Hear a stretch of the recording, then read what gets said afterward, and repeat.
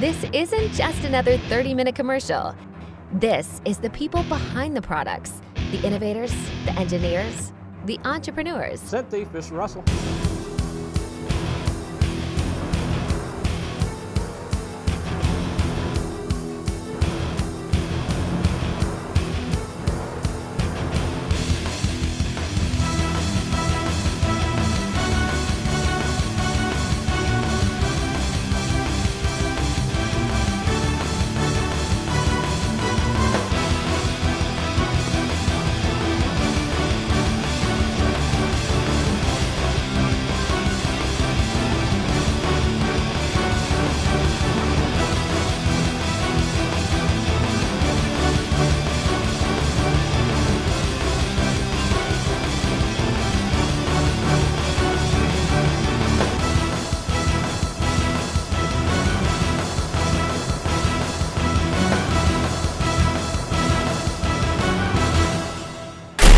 This is DeerTech TV.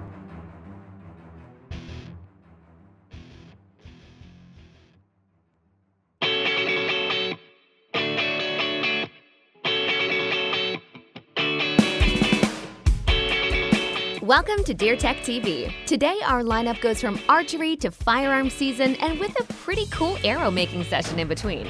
We're kicking off with an in-depth look at Elite Archery's new bow for 2021, the Remedy. Loaded with features to help make it the most shootable bow in the world, the Remedy lives up to its name and does so in a way that makes it one of the most shooter-friendly bows on the market. Let's take a look.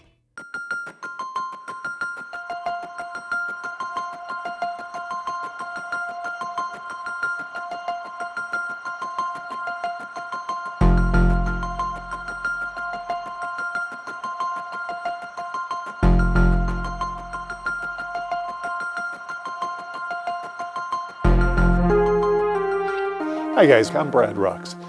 As a bow hunter, when an archer is looking for a new bow, there's a lot of things to look for. You want something that's really forgiving. You have your own parameters that you want. Some people like long bows, sometimes people like short bows.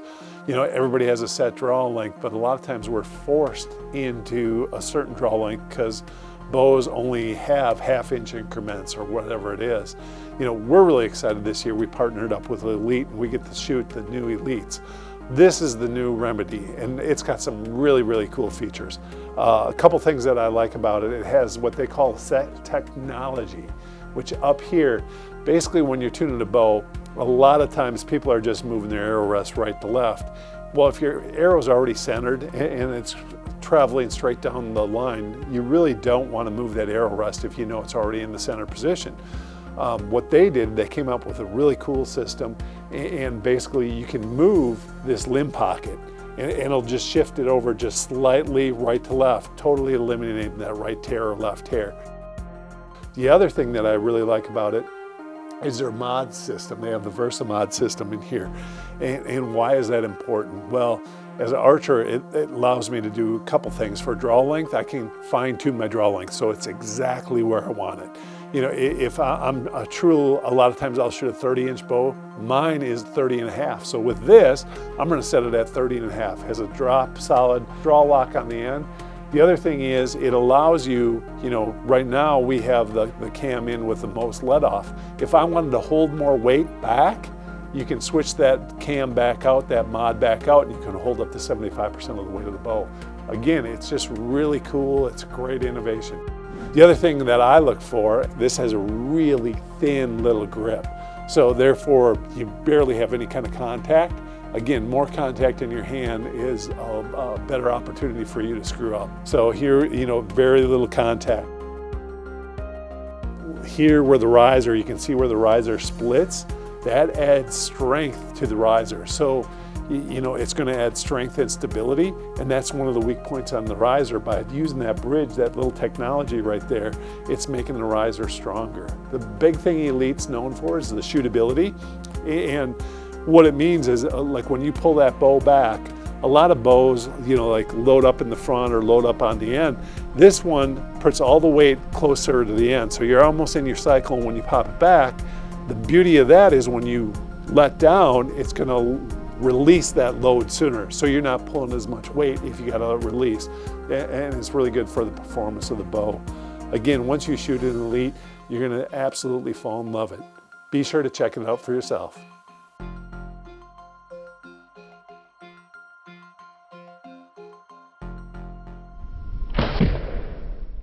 Up next, we're taking a peep inside the world of Easton and learning some of their trade arrow making secrets. Cool stuff. Stay tuned. DeerTech TV is brought to you by Scent Thief, Steal the Hunt. Record Rack, Serious Nutrition. Browning Trail Cameras, the best there is. Maverick Blinds, a lifetime of hunting. Tinks, America's #1 buck lure.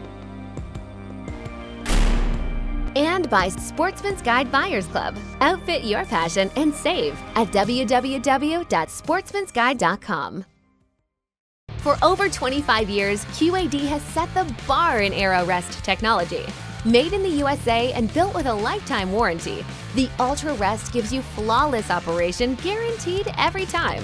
When you pair the Ultra Rest with QAD's Exodus broadheads that feature top-of-the-market penetration and consistency, then you'll be crushing bones, not blades. You're watching DeerTech TV.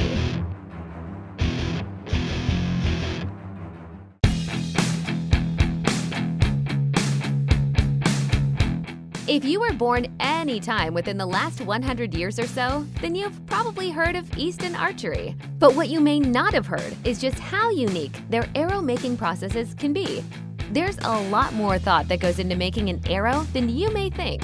And we sat down with Clint Warner of Easton to see just how they do it.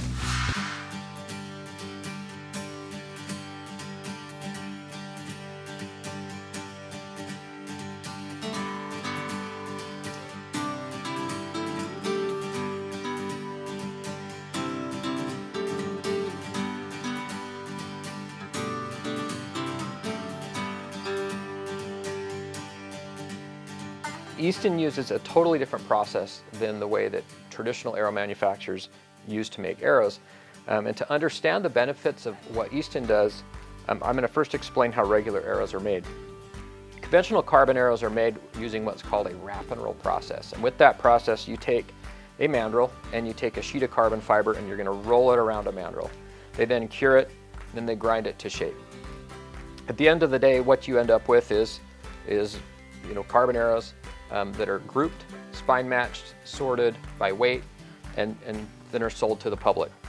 But the problem comes in when you get down to 2 or 3 arrows left in the dozen. You have to go buy a new dozen, and they aren't going to match necessarily the previous dozen you had. And so there's variability in that. And you could have quite a bit of variability in weight as a result. Easton's arrows are different. We use a process called AccuCarbon. And with AccuCarbon, we take dry carbon fiber, we put it over a mandrel and a die, and we take individual strands of fiber that come in together to make a single shaft that comes out of our machines. And unlike a wrap and roll process, we don't have a seam in our shafts. Our AccuCarbon process makes a better quality arrow because all of our arrows that come off of our machine are made on a single die and a single mandrel. That means that arrow number 1 and arrow number 10,000 are going to all weigh the same, and they're all going to have the exact same spine. So you're not going to get that weight variation from dozen to dozen like you would get with traditional made arrows. The other benefit to AccuCarbon is you get a perfectly consistent wall thickness around the outside of the shaft. There is no seam. With the wrap and roll process, when you wrap the carbon fiber around the mandrel, there's always going to be a seam where the carbon fiber ends. And with the AccuCarbon process that Easton uses, that seam does not exist. You may have heard of some people floating their arrows or checking for a high spine of the arrow. That is a lot of extra work, and maybe on traditionally made carbon fiber arrows, there's some benefit. One of the benefits of AccuCarbon is because our spine is consistent around the shaft right from the get-go, you don't need to do that, and you're going to have better performance because of it.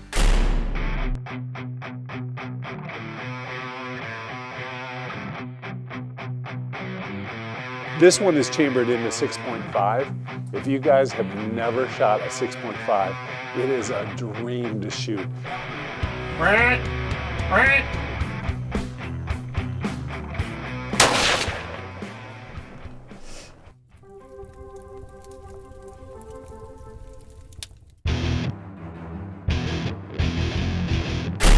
You're watching DeerTech TV.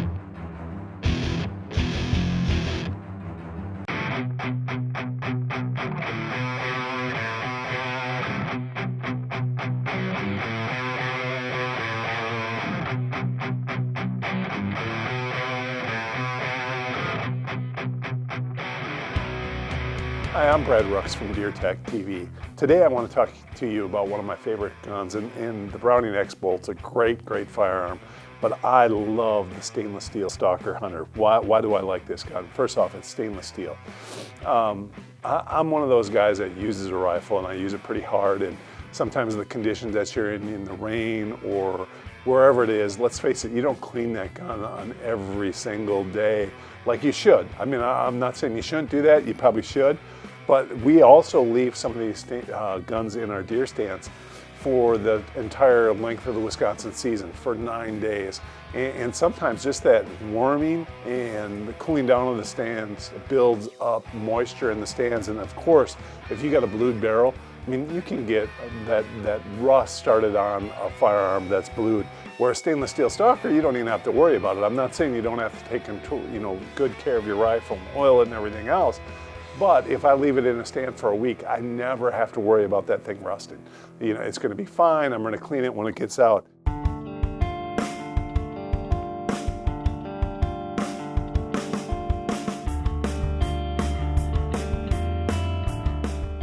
The other thing that I really like about this gun is the synthetic stock.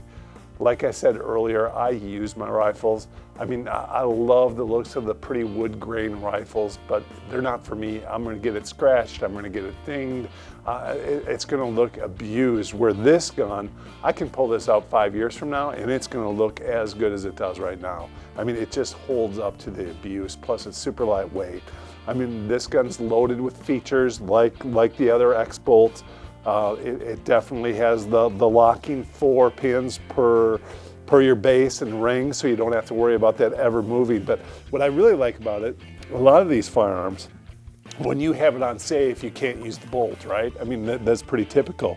Well, here they got the overload button. All you have to do is push that down and you can actually undo your rifle, so you can unchamber it, which literally, without it being unsafe, I'm like Dad, I got kids, I just love that feature. Because that way I know the gun's unloaded, it's still unsafe, it can't go off.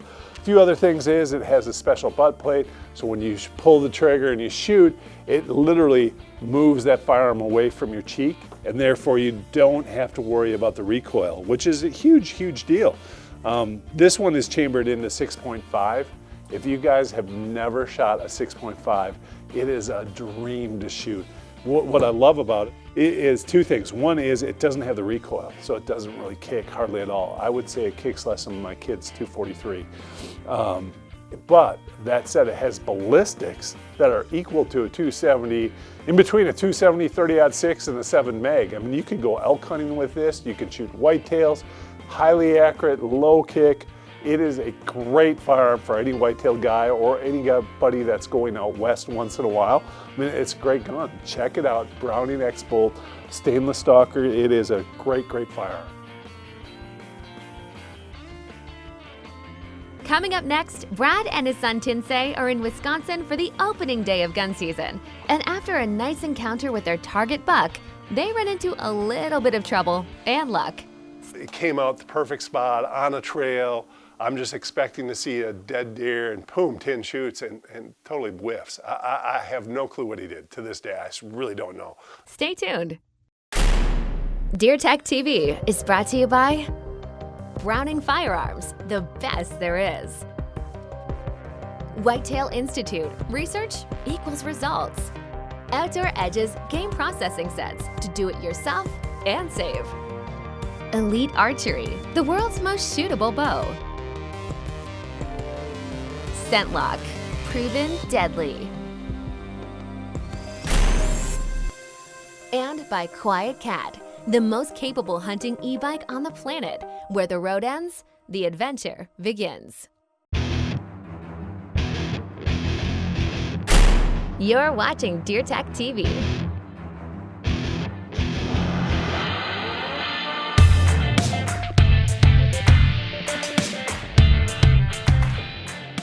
Every year, Brad likes to take his kids hunting. Archery, bow, muzzleloader, it makes no difference to them. Opening day of any season to the Rux family is as good as Christmas morning. Kid and Christmas, you know, it's Wisconsin's gun season. I remember when I was young, you know, I could barely sleep. I was so excited for it. And it's kind of funny because now, I mean, I still get up early and I'm excited for it because I'm hunting with one of the boys and it's enjoyable. I just love bow hunting so much that's my passion. But the boys don't care. I mean, if it's archery season, firearm season, they don't care. And they're excited to get out there. It's opening day. We're on a ton of food. My food plots did excellent this year. So we're sitting on probably at least 3 acres of food plot that's all around us.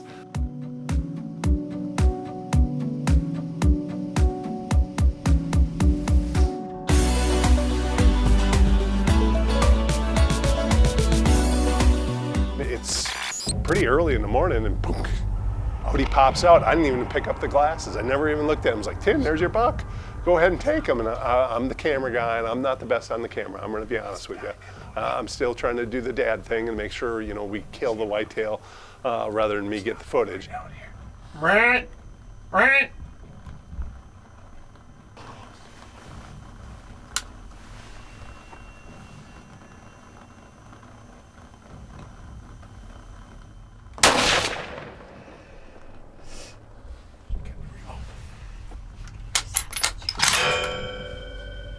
But it came out the perfect spot on a trail. I'm just expecting to see a dead deer and boom, 10 shoots and totally whiffs. I have no clue what he did to this day. I really don't know. So I know it's not the gun. I know he must have been excited. And the deer takes off. I'm like, oh, great. And then it stops underneath a tree. Now it's probably 130 yards away. Brad! Brad!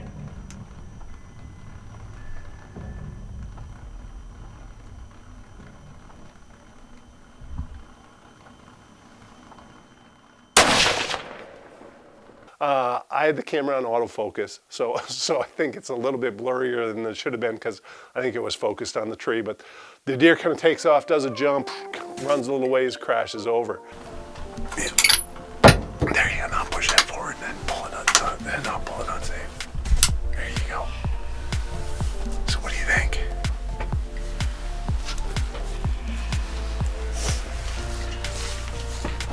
What's that? That was exciting. I think you missed him clean the first time. Yeah, second time. You pulled back when you shot. You lifted your head up. I saw it. But it looked like you got him. I'm sure he's laying out there.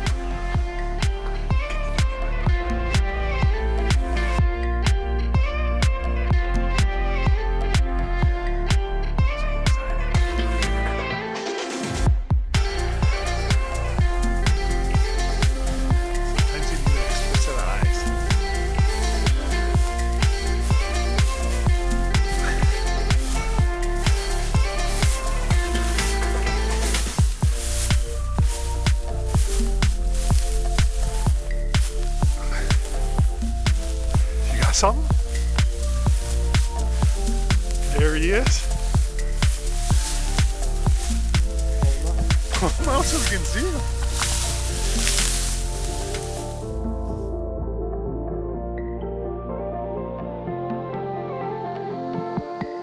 Came out in a shooting lane. I shot him. I missed the shot completely. Second time he comes around a tree and I got another shot and I hit him and then he curled around probably 30 yards and he was down. He's a beauty. Well done, mister. It was another great season for the Rux household.